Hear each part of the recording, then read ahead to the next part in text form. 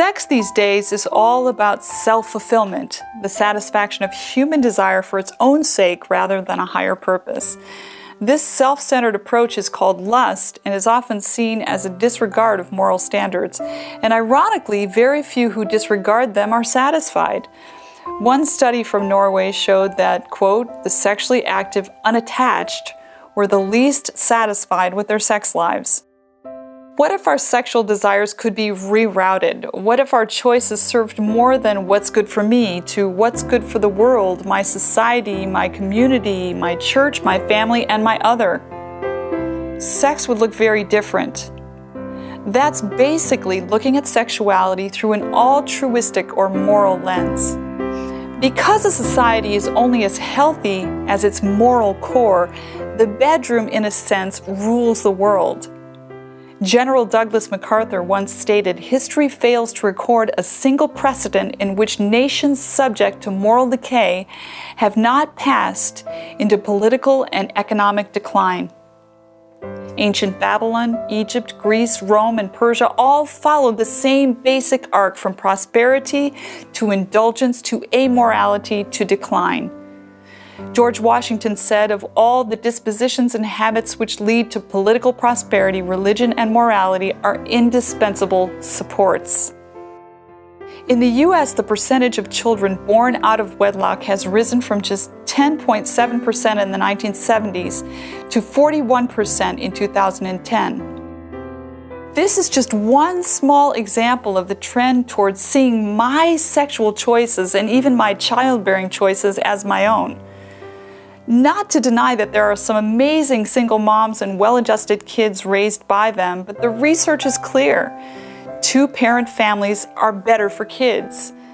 We may exercise our freedom to seek sexual and emotional fulfillment, but so often the children pay for it. Many years ago, an Oxford-educated anthropologist named J.D. Unwin wrote Sex and Culture, which is an evaluation of the sexual practices and morality of 86 different cultures. Unwin wasn't coming from a biblical motivation. He wanted to test the Freudian theory that civilizational progress was the product of repressed sexuality. The theory of sublimated sexuality states that natural impulses and desires require energy to fulfill, and that this energy can be redirected toward higher ends.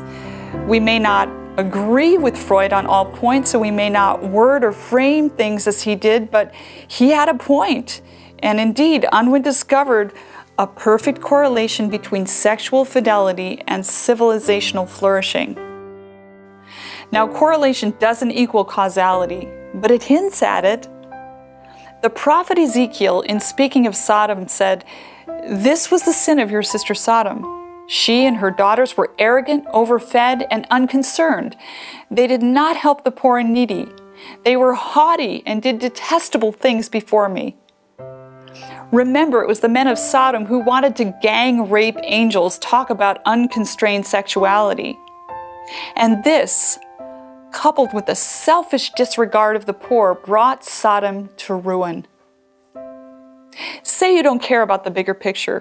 You just want to have a nice, intimate relationship. You don't want to adhere to altruistic moral standards. Your love life is your own. Here's the rub. Your selfishness will show up in the relationship itself.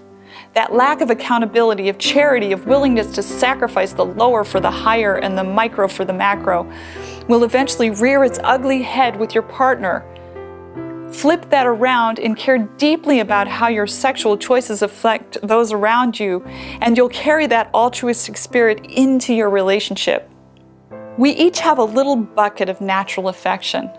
We may pour it out here and there on friends, family, and lovers, but the supply is limited. To keep love flowing, divine love must flow into our bucket, so to speak. But say we have holes in our bucket, holes of lust and selfishness. No matter how much love we have, we won't be able to hold it for long. If the principle of our lives is me, me, me, the relationship will feel good for a while because it makes me happy. But sooner or later, the honeymoon phase transitions into the workaday phase, and I'll have to choose between me and my other. Only divine love, held in a vessel designed by God, will sustain us in that moment.